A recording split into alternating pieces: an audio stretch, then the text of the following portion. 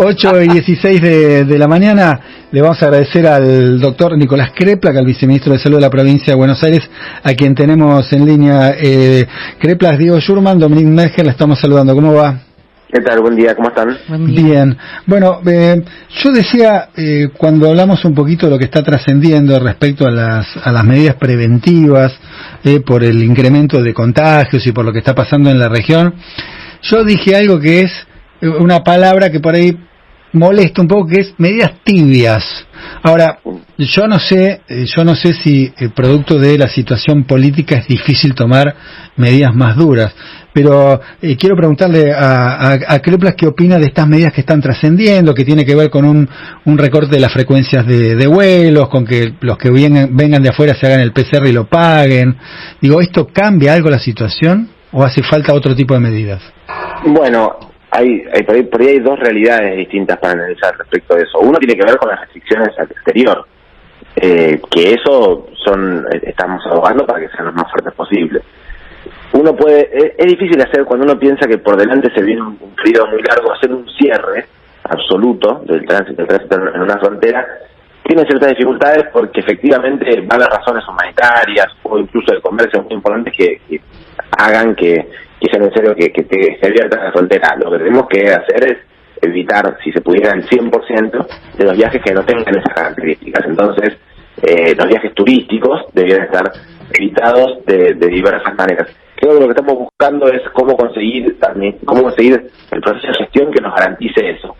Poder tener que las personas, los que han viajado por ser argentinos y tienen que volver, o aquellos que por razones humanitarias, de fuerza mayor o de gran importancia tengan que viajar, lo puedan hacer y que no sea un atentado contra los derechos humanos, eso, pero que no repercuta en peligro para nosotros y por eso cuando uno reduce mucho la cantidad de personas que ingresan al país, además puede ser mucho más eficiente el control de que se cumplan efectivamente los días de aislamiento que son obligatorios en nuestro país cumplir y que la verdad que mucha gente lo cumple, pero tampoco puede el sistema estar diariamente controlando decenas de millones de personas que vienen de fuera que no quieren cumplir con las medidas. Pero a ver, se lo pregunto de otra manera, ¿alcanzan estas medidas, estas que trascendieron? Bueno, que esperemos que alcancen. No están definidas, todavía estamos trabajándolas, insisto, hace mucho tiempo, intentando ajustarlas lo máximo posible.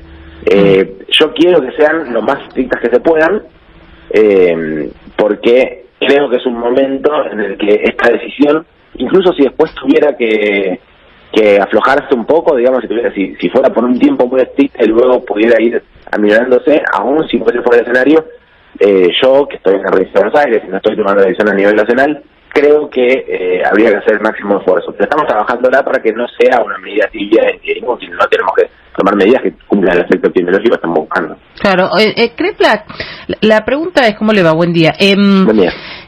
¿Cuánta gente o qué porcentaje de incidencia tienen los argentinos que regresan al país para lo que es el contagio, que obviamente ya es también comunitario, ¿verdad? No, por eso yo decía, son dos cosas distintas. Esto tiene que ver sobre todo con intentar retrasar la aparición de las variantes que tienen más velocidad de contagio o que expresan algún tipo de peligro, que por supuesto puede también desarrollarse en nuestro propio país, que de ninguna manera podemos evitar o podemos predecir que no va a suceder acá. Ahora, sabiendo que existen y que están cerca, todo el tiempo que uno gane, probablemente las variantes más contagiosas terminen difundiéndose. Ahora, si ganamos tiempo en el proceso de vacunación, esto cambia muy fuertemente. Entonces, ese es el sentido principal del tema. Ahora no su impacto sobre los contagios. Tenemos una cantidad de contagios que nunca han dejado de ser muy grandes en nuestro país y hoy están creciendo. Están creciendo no solo, por supuesto, por los viajeros, sino porque las condiciones epidemiológicas, las condiciones del tipo de actividad en el cual se encuentra nuestro país, que está así restricta, hacen que tengamos mucho contagio. Y por eso también, yo decía que son dos cosas distintas, tenemos que trabajar fuertemente sobre cómo reducimos la contagiosidad o cómo achatamos la curva, si va a seguir subiendo porque las condiciones climáticas y ambientales hacen que tengamos una segunda ola por delante, que sea de ascenso lento, como logramos hacer el año pasado, y hay que ver si eso podemos hacerlo con medidas que no sean masivas y universales y tan estrictas como lo que tomó el año pasado, sino que con la experiencia y con todo lo que nos pasó como sociedad y como personas y familias, poder tomar medidas de mucho más cuidado sin tener que impactar tanto en la vida económica del país. Pero todo se irá midiendo, como siempre, como pasó el año pasado. Esto no va a cambiar, que se va midiendo todo el tiempo, tomando definiciones según lo que está sucediendo, y es posible que tengamos que ir en un camino de escalada de cada vez más cuidados. Me parece que el punto en el que estamos ahora es, no nos olvidemos que estamos en pandemia, que hay muchísimas restricciones que están vigentes y que gran parte de la sociedad no está cumpliendo. Hay que cumplir con todas las medidas de cuidado. ¿Ya estamos en la segunda ola a partir de los números que vamos conociendo?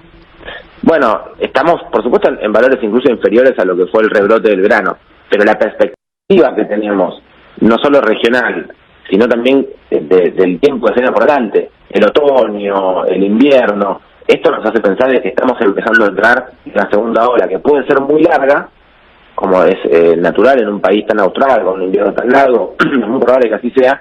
Va a depender del tipo de cuidado que tengamos nosotros, pero además tenemos la vacunación por delante, así que es una segunda ola que tenemos que intentar transformarla en una ola de casos sin letalidad, si podemos hacerlo, en función de darnos tiempo y vacunar a las personas de riesgo en el camino. Crepla, con respecto a la vacunación, ¿ustedes han tomado algún tipo de charla interna? Le pregunto por lo siguiente. Usted sabe que en las últimas horas, los últimos días, se ha cuestionado, por ejemplo, lo de la chica de 18 años, no me acuerdo ahora el nombre, creo que es Purita el apellido, que ha sido vacunada y que contó que ahora la chica ha sido desplazada.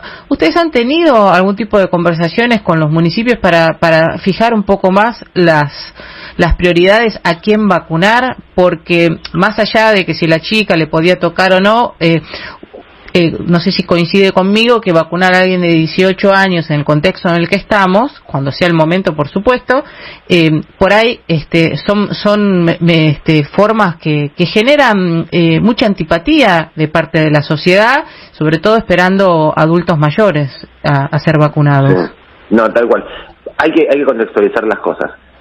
Nosotros tenemos en Argentina, en nuestro país, los grupos priorizados para vacunar son de salud, aunque tengan la edad que tengan los trabajadores de salud, sí. Todos, tenemos que vacunar educación, seguridad, y tenemos que vacunar a las personas de más de 60 años y los que tienen entre 18 y 59 con enfermedades predisponentes. Cuando tuvimos la vacuna, primero vacunamos a todos los de salud. Aún muchos de ellos, y también se armaron polémicas, jóvenes y con poco riesgo de enfermarse y fallecer, pero el asunto de que estén vacunados tiene que ver con que puedan desempeñar sus tareas, no con que no se mueran, sino que no tengan que enfermarse y dejar de trabajar. Por ejemplo, si es un terapista de 28 años de un hospital, que al enfermarse no lo tengamos un mes afuera del servicio de terapia, sino que esté siempre trabajando para atender a los que se enferman. Y después eso, por eso vacunamos a todos, pero cuando llegó la vacuna de Sinopharm, que no está autorizada para mayores de 60 años, vacunamos primero a los docentes con factores de riesgo, y policías con factores de riesgo, pero nosotros vacunamos a todos esos. Entonces después se fueron vacunando personas de 18 a 59 años con factores de riesgo, pero también docentes y policías que no cumplían con esos factores de riesgo. Ahí, entre medio de los docentes, que cuando uno se inscribe en la página web pone como docente, el sistema te sortea sobre eso, y luego cuando vas a vacunarte te pide alguna certificación, por ejemplo un recibo de sueldo de una institución educativa, donde muestra que uno está al frente de un curso, es docente o equipo de apoyo de la escuela. Eso es porque se definió la educación como estratégico y queremos que estén las aulas abiertas con los docentes trabajando. ¿Y dónde entra esta chica de 18 años? Esta chica entra como una alteración al sistema, porque ella no trabaja ahí, ella trabaja en la Secretaría de Educación. Y cuando se anotó como docente. Entonces ahí fue el problema en el que se vacunó una persona que no debía vacunarse, porque se anotó como si fuera docente y ella trabaja en un área administrativa de una Secretaría de Educación. Eso es el error en el proceso de vacunación. Lo que yo creo que también es una alteración, que es una excepción, por supuesto, no es la regla, no es en la provincia de Buenos Aires o en Argentina o en ningún lugar. No, el problema es fijar claramente cuál es la línea de corte, ¿no? Quién se vacuna y quién no. Totalmente. Ahora, en este contexto en el que estamos ahora, y en el cual aparentemente, según lo que vienen diciendo los especialistas, estamos muy cerca de que pueda ser aprobada la vacuna de Sinopharm en los mayores de 60 años, como se está usando en otros países, como China, por ejemplo. Ya las personas menores, ni siquiera de la educación, van a tener la prioridad en este momento. Vacunaremos con todas las vacunas, si es que la Sinopharm también se aprueba, a las personas mayores, porque ahí está el riesgo principal y nuestro objetivo. Nosotros, el 100% de las vacunas Sputnik y las de AstraZeneca, luego el equipo de salud la aplicamos en adultos mayores. Claro. Y todas las que vengan, si podemos con la Sinopharm y si se prueba que queremos que sea así, vamos a utilizar también el 100% de los adultos mayores, y los docentes jóvenes tendrán que esperar. Y aquellos que no son docentes ni de seguridad y hacen tareas muy importantes, esenciales, incluso muchas de ellas que hemos considerado esenciales en la pandemia para que puedan circular en los peores momentos de más restricción, como los que venden alimentos, por ejemplo, también vamos a tener que pedir que por favor esperen un poquitito, porque primero hay que priorizar sobre las personas que tienen más riesgo de enfermarse fuertemente, que son los adultos mayores. Creplas, le hago la última de mi parte, cortita. Si viene Semana Santa, ¿hay temor por parte de las autoridades en materia de contagios? Y la otra pregunta es, ¿podemos llegar a volver a fase 1? Respecto a la primera pregunta, hay preocupación. Siempre que hay muchos intercambios y movimientos aumenta el riesgo de contagio.